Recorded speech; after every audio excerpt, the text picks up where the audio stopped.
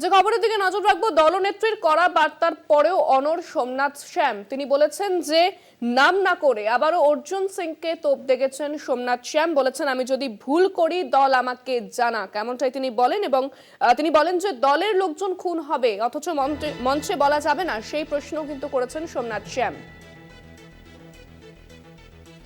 দলনেত্রীর কড়া বার্তার পরেও অনড় সোমনাথ শ্যাম, নাম না করে ফের অর্জুন সিংকে তোপ দাগলেন। আমি যদি ভুল করি দল আমাকে জানাক, দলের লোক খুন হবে সেটা মঞ্চে বলা যাবে না, এমনটাই তিনি প্রশ্ন তুলেছেন। এবং বলেছেন, লোকসভার টিকিট দেবেন মমতা অভিষেক, কে কি করছেন সব খবর রাখেন অভিষেক। নাম না করে অর্জুন সিংকে তুলোধনা সোমনাথ শ্যামের। ব্যারাকপুরে সাংসদ বিধায়ক দ্বন্দ্ব এখনো চলছেই।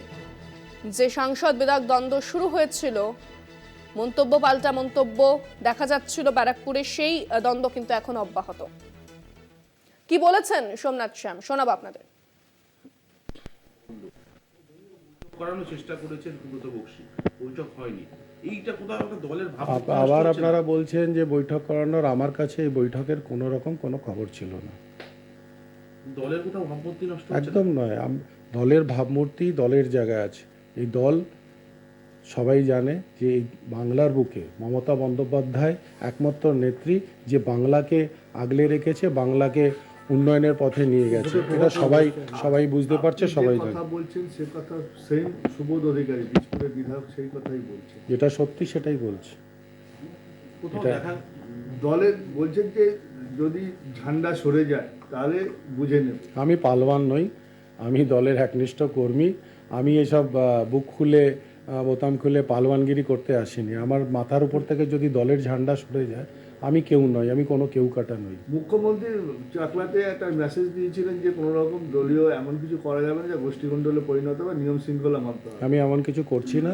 যদি মনে হয় নিশ্চয়ই আমাকে দল সেটা জানাবে যে আমি কোনো ভুল করছি বা কোনো করছি, সেটা জানালে আমি নিশ্চয়ই। কালকে যেটা বলেছেন মঞ্চে বলেছেন, হ্যাঁ, সুব্রত বক্সী কোনো ফোনে না আমার সঙ্গে কোনো রকম। মঞ্চে যেটা বললেন কালকে, সেটা তো মমতা বন্দ্যোপাধ্যায়ের নির্দেশের বাইরে। যে নির্দেশ উনি দিয়েছেন সে নির্দেশ আমি পালন করেই চলবো এবং পালন করেই চলছি। আমি যারা অপরাধী তাদের কথা বলেছি, আমি কোনো ব্যক্তির কথা বলিনি। আমি শুধু অপরাধীদের কথা বলছি, যে অপরাধীদের ধরতে হবে, যারা এর পিছনে মোটিভ এবং মাস্টার মাইন্ড আছে তাদের ধরতে হবে। আমি তো পুলিশ নই, আমি গোয়েন্দা নই যে আমি কারোর কথা বলে দেবো। আমি বলছি যারা অপরাধী, যারা মাস্টার মাইন্ড, তাদের কোথাও থেকে না কোথাও থেকে এটা ধরতে হবে। আমি কোনো কারোর নাম কেন বলবো?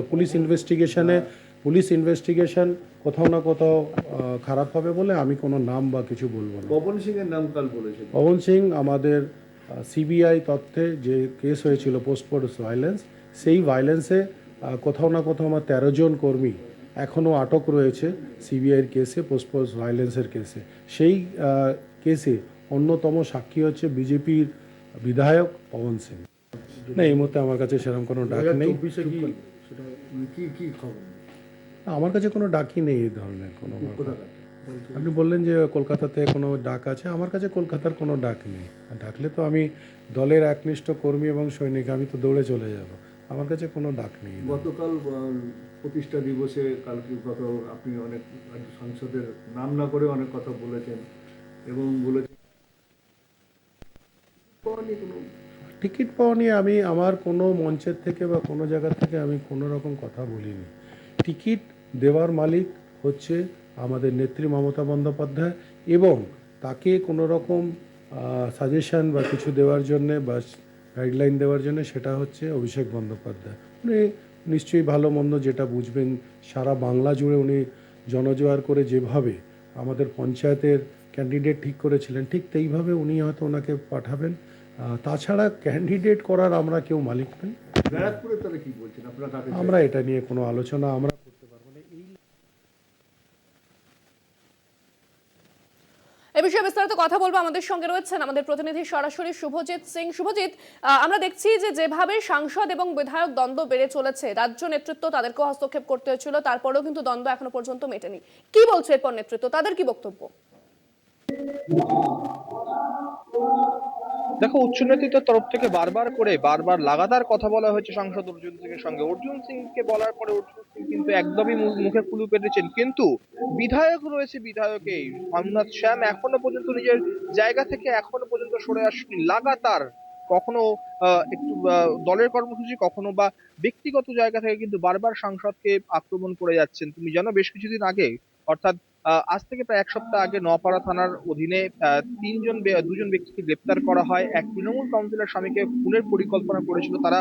সেই ঘটনাকেও কিন্তু প্রত্যক্ষ বা পরোক্ষভাবে সাংসদ যুক্ত থাকে বলে কিন্তু অভিযোগ করেছেন বিধায়ক সোমনাথ শ্যাম। অবশ্যই সামনে 2024-এর নির্বাচন, আর তার আগেই কিন্তু তৃণমূল কংগ্রেসের এই সাংসদ বনাম বিধায়কের যে দ্বন্দ্ব, তার দ্বন্দ্বে কিন্তু অত্যন্তই অস্বস্তিতে পড়েছে রাজ্যের শাসক দল তৃণমূল কংগ্রেস। এদিকে দাঁড়িয়ে নৈহাটির বিধায়ক তথা রাজ্যের মন্ত্রী পার্থ ভৌমিক তিনি সংবাদ মাধ্যমের সামনে জানিয়েছেন, যারা দলকে ভালোবাসে তারা দলের বিরুদ্ধে কোনোদিন কথা বলবে না। কিন্তু যেভাবে সাংসদ এবং বিধায়কের দ্বন্দ্ব বাড়ছে, তা অত্যন্তই কিন্তু একটি রাজ্য নেতৃত্ব বা জেলা নেতৃত্ব বা রাজ্যের তৃণমূল কংগ্রেসের যারা হেভিওয়েট নেতা রয়েছে তাদের কাছে কিন্তু একটি দুশ্চিন্তার কারণ হয়ে দাঁড়িয়েছে। বিগত বেশ কয়েকদিন ধরে, অর্থাৎ বিশেষ করে যবে থেকে বিকি যাদব খুন হয়েছে ভাটপাড়া 17 নম্বর ওয়ার্ডের তৃণমূল কর্মী, সেই খুনের ঘটনার পর থেকে কিন্তু লাগাতার একের পর এক আক্রমণ শানাতে কিন্তু ছাড়েননি জগদ্দল কেন্দ্রের বিধায়ক সোমনাথ শ্যাম। আজকেও কিন্তু একভাবে সোমনাথ শ্যাম বলেন যে, আমি যা বলেছি তথ্য নিয়ে বলেছি, প্রমাণ সহ বলেছি, যদি আমি ভুল হয়ে থাকি দল আমার বিরুদ্ধে ব্যবস্থা নিক, আমি দলের কাছে জবাবদিহি করব। সাংসদের যে টিকিট, অর্থাৎ এমপি ইলেকশনের টিকিটটা কিন্তু দেবেন হচ্ছেন মমতা বন্দ্যোপাধ্যায় এবং অভিষেক বন্দ্যোপাধ্যায়। এর মধ্যে তিনি কোনো মন্তব্য করবেন না, তবে প্রত্যেক সাংসদের পিছনে কিন্তু একটি করে এজেন্ট রয়েছে। তারা কি কার্যকলাপ করছেন এলাকায় সেদিকেও কিন্তু নজরদারি রয়েছে নাকি রাজ্য তৃণমূল কংগ্রেসের, এমনটাই কিন্তু দাবি করেছেন জগদ্দল কেন্দ্রের বিধায়ক সোমনাথ শ্যাম। এখন দেখা যে সামনে 2024-এর নির্বাচনের আগে আদৌ কি এই দ্বন্দ্ব মেটে তৃণমূল কংগ্রেসের হাতছাড়া হয়ে যাওয়া এই ব্যারাকপুর লোকসভা আবার কি ফিরে পাবে তৃণমূল কংগ্রেস? প্রশ্ন কিন্তু এখন সেই দিকেই। ইন্দ্রাণী। একেবারে ধন্যবাদ। আমাদের সঙ্গে সরাসরি ছিলেন প্রতিনিধি শুভজিৎ সিং।